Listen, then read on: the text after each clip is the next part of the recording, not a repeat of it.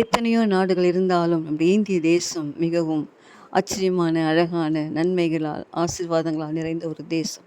இந்த இந்திய தேசத்துக்காக போராடின எல்லா தியாகிகளுக்காக, மகாத்மாக்களுக்காக நாம் தேவனை ஸ்தோத்திரிக்க வேண்டும். இந்த காலை வேளையிலும் கூட நம்முடைய தேசம் வாழ்க்கைப்பட, நம்முடைய தேசம் கைவிடப்படாமல் இருக்க, நம்முடைய தேசம் இன்னும் நன்மையினால் நிரப்பப்பட நாம் என்ன செய்ய வேண்டும் என்று சொன்னால், அந்த சத்தியத்தை அறிந்து, சத்தியத்தை மற்றவர்களுக்கு சொல்லி, சத்தியத்தை சத்தியமாக சொல்லி அநேக மக்களை சத்தியவான்களாய் நாம் மாற்ற வேண்டும்.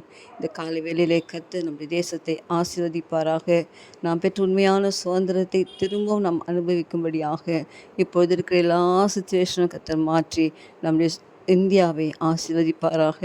இந்திய தேசத்திலே குடிமகளாக கர்த்தர் நம்மை வைத்திருக்கிறார். இந்த தேசத்துக்காக நாம் செபிப்போம். தேசத்தின் ஆசீர்வாதத்துக்காக உண்மையாய் செபிப்போம்.